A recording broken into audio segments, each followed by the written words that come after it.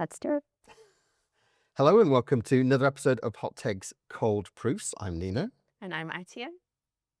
and today we have two guests with us. We have Professor Julie Wall, Professor of AI in Advanced Computing at the University of West London, and also Director of CAINT, which is the Centre for AI and Natural Language Technologies. Research covers a whole host of things, including explainable AI, deepfake, search, speech detection, fraud detection in voice communications. Also a member of the British Standards Institution, so she literally helps write the rules on AI. Wonderful. And we also have Dr. Nasim Dadashiserej with us, a lecturer in AI and course leader of AI. Nasim works on applied AI, focusing on healthcare settings, ophthalmology, sorry, clinical documentation, AI-assisted image processing, and her work centers responsible AI and how it's deployed in hospitals. Thank you. Julie, what got you into artificial intelligence? Well, I guess started when I was in my undergrad. I was studying software development and I wanted to be a coder, and that's what I wanted to do. I wanted to be a programmer. And then the very last year, we did one module on AI, and they introduced us to, now this was a while ago, they introduced us to neural networks, and I just thought it was more interesting than anything I'd done for the past 3 years. And then that was it. I looked into how could I do a master's in a topic and then PhD, and that was it. Amazing. And Nasim, same question to you. What got you into AI? Yeah, so my family, the background is more on being a doctor, so they pushed me to be a doctor. But in one point, I decided to be an engineer. I think that I can't deal with the blood and needles and these stitches for the last of my life. So I went to biomedical engineering. My bachelor and master is biomedical engineering. My PhD, we just started to look into the healthcare, looking to the medical images. And after that, one thing happened to me. In one point, my son got a disease, and they gave us some red flags. If there happens, we need to take him immediately to A&E. And you know the A&E here. There is a nurse there. She's sitting and giving priority to the patients based on their features, based on how they're feeling. So it is just one person there deciding about what is the further treatment, what's the further examination. I tried to explain her what's going on and there are red flags, but she just told me maybe he picked up some virus on top of his disease. So we waited there for 5 hours, 6 hours. After that, when we finally went to the examination room, doctor just sent him urgently to the ward. They asked for ultrasound. They said that he's not in a good position, but we were there for 6 hours. So I thought maybe there should be a way to help people to, not you're not relying on just one person, not relying just one person's background and knowledge. There should be a way to automate all of these procedures. So it's the reason I started to looking in AI and finding a way for decision supporting maybe in healthcare. Amazing. Wow. Thank you. Wow. So So, obviously the idea of AI being a responsible thing, and we need to put together like, documentation, standards, ethics, and so on. But is it the case that responsible AI is one of these things that's banded around, but it's just theatre rather than actual practice? Where are we with it? Where's it going? Are we going to be able to actually? Are we still going to be here in 20 years' time because responsible AI did what it should have done, or is it just all lip service? Um, well, I think the title responsible AI is interesting to start with, because we would probably think that it should be called ethical AI. And you could see all of the big tech companies, they don't have, well, they call it responsible AI because ethics change throughout the world. So if you're a global tech company, you have to be able to support your clients and customers across the globe. So first of all, calling it responsible AI is kind of taking away from the viewpoint is that it should be about ethics, but then ethics change. I think responsible AI is critical, and it goes beyond the model. So when I'm teaching students and we're talking about the next LLM or the next machine learning model, ultimately, it's almost like diminishing returns in that one of the most important parts of AI will be the data. And then you have the model in the middle, which is of course important, but it's not the whole thing. Responsible AI is about making sure that the model that we choose works with the data that we have to solve the problem that we want to solve, or make a decision based on the data that we have that's appropriate and within context.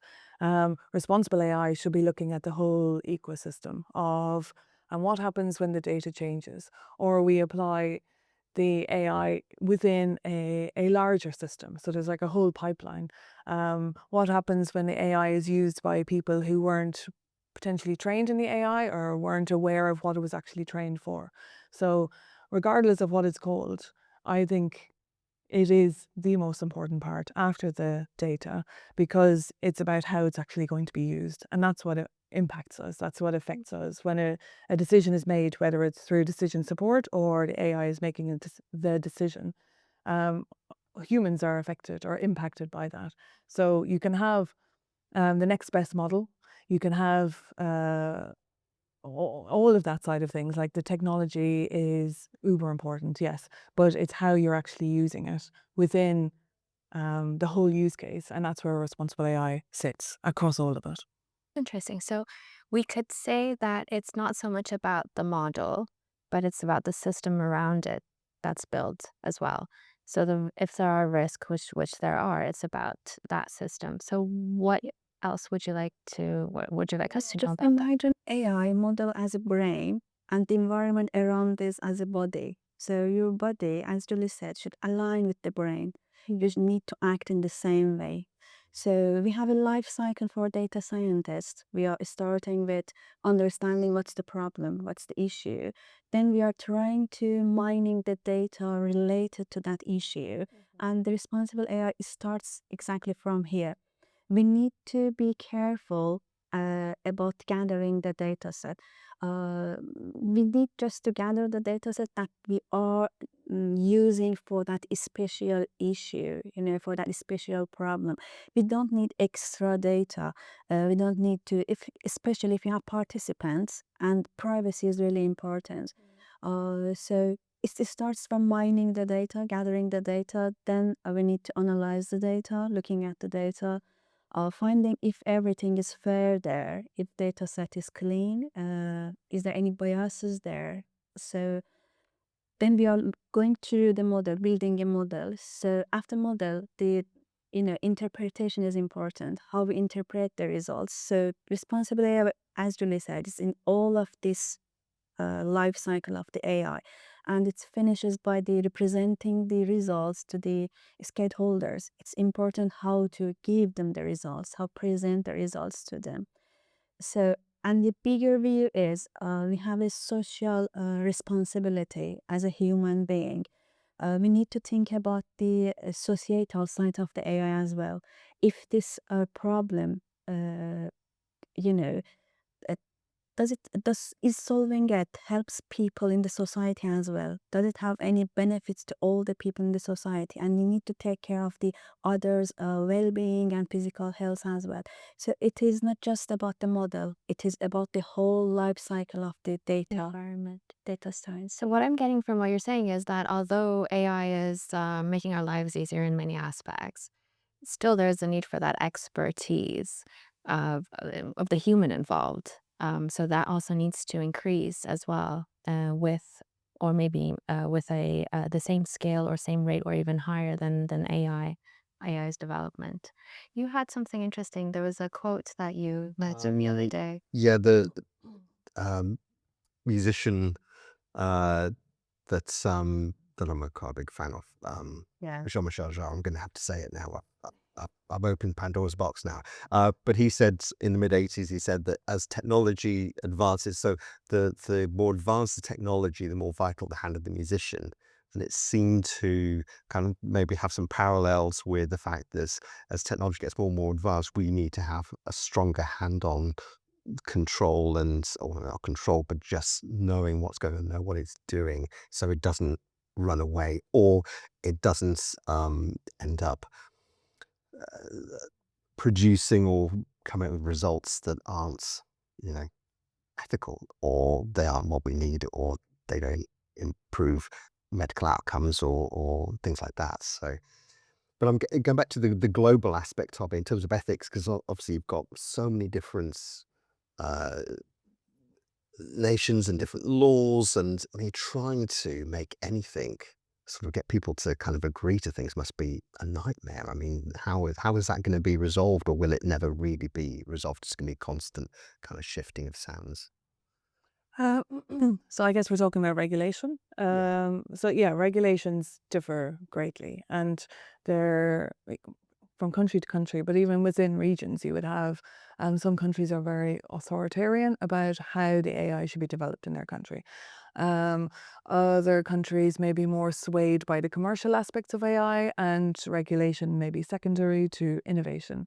Um, you could say UK is partially on that side, where I would imagine that the government is focusing on innovating companies.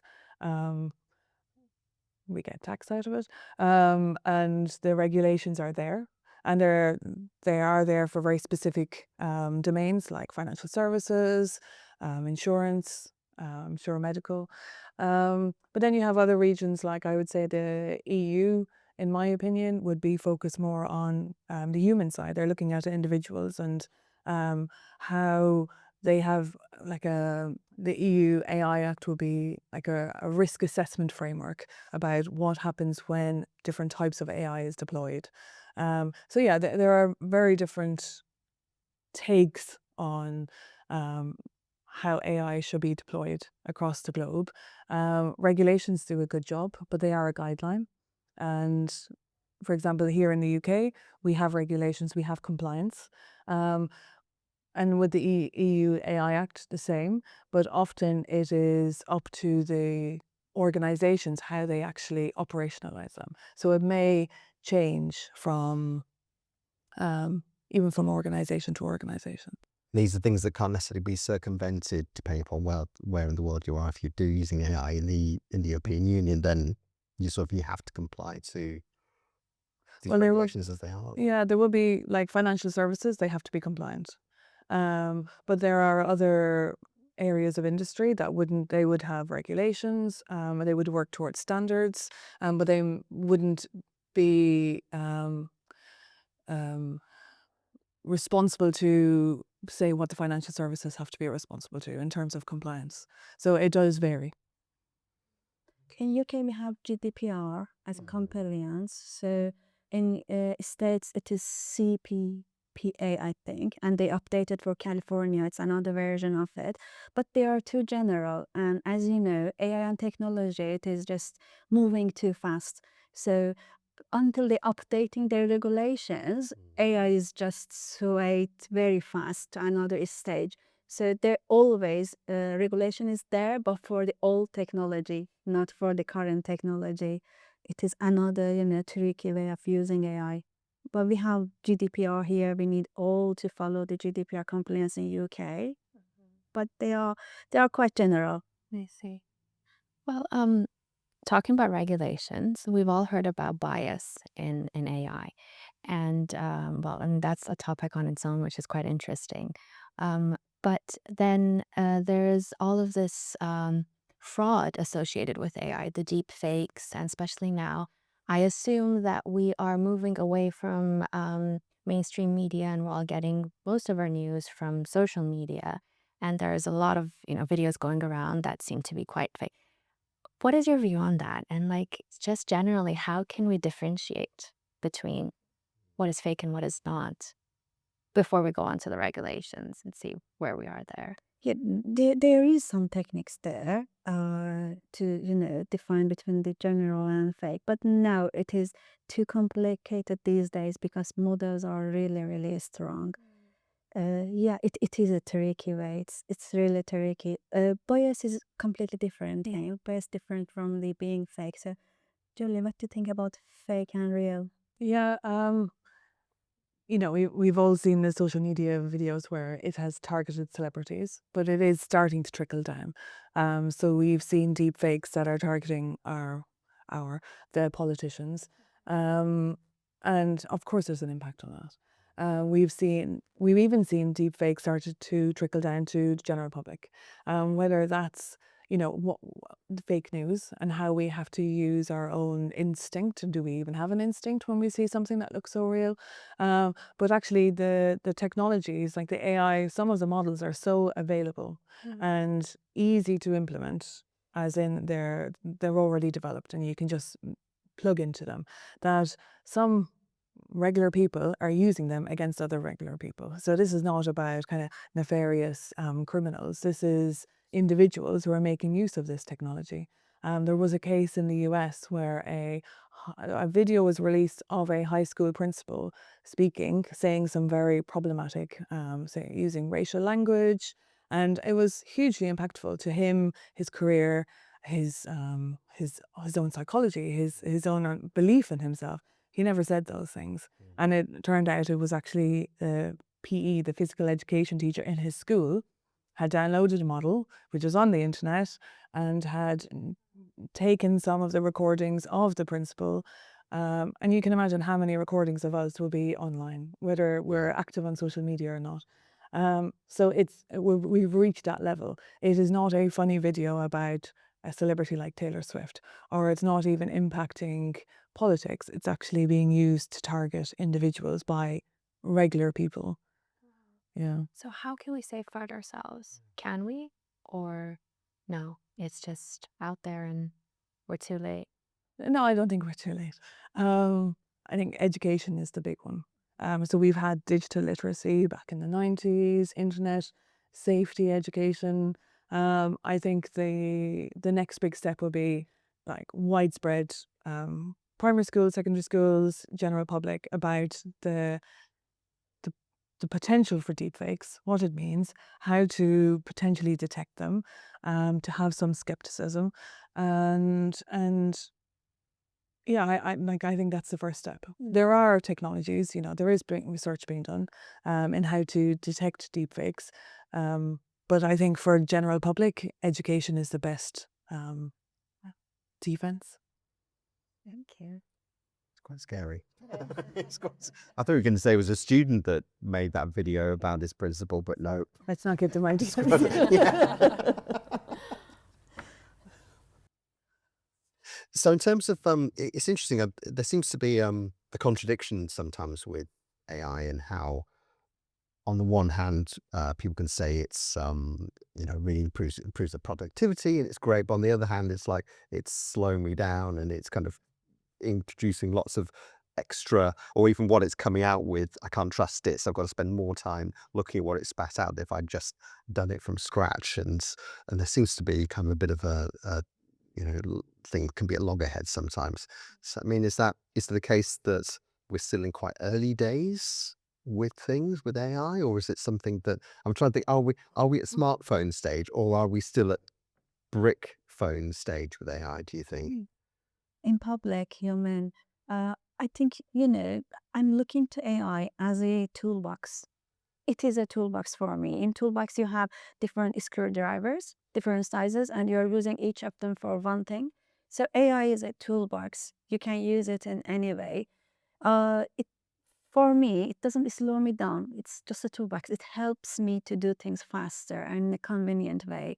So rather spending lots of time in basic things, I can just ignore them, but I can, you need to have a very clear vision of your aim, your targets, what you are about to do with AI.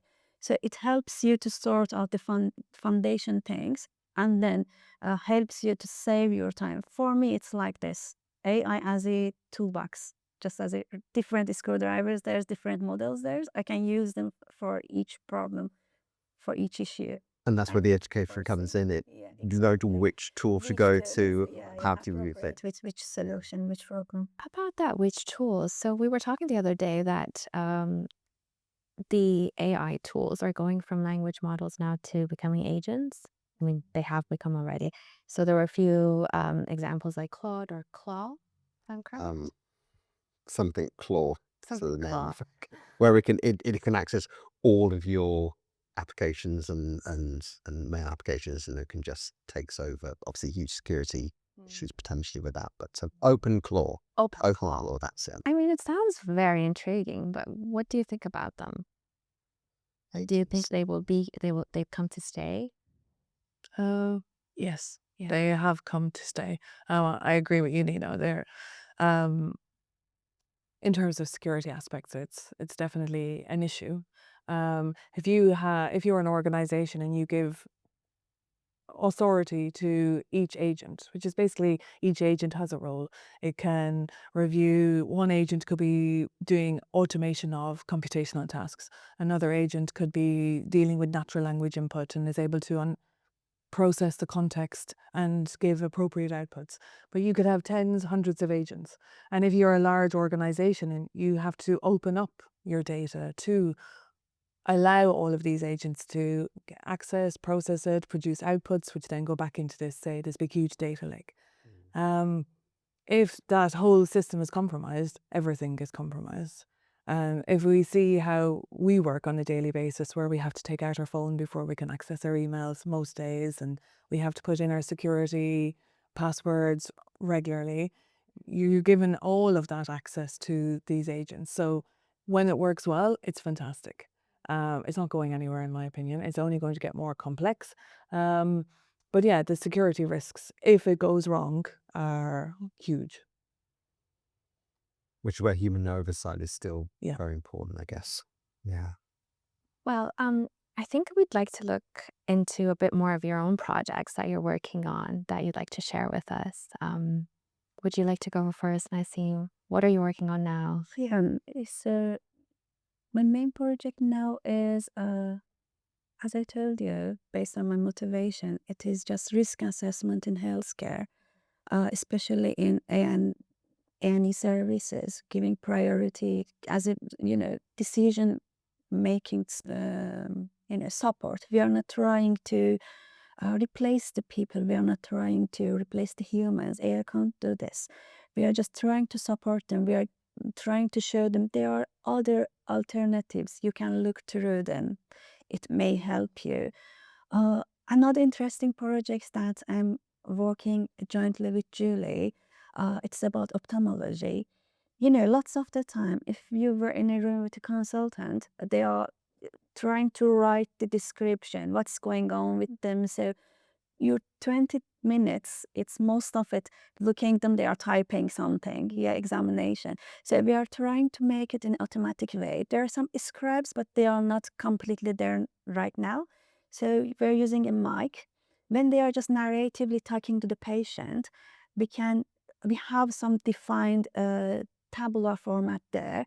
So especially in ophthalmology, they can say that right eye is okay, macula is there or not, retinal issues, yes, no. And after that, we can add some images as well, because when human tries to decide, they are looking to different factors. They are looking to the examination. They are looking to the different, images, maybe OCTs, retinal images, fundus images, extracting different features from them.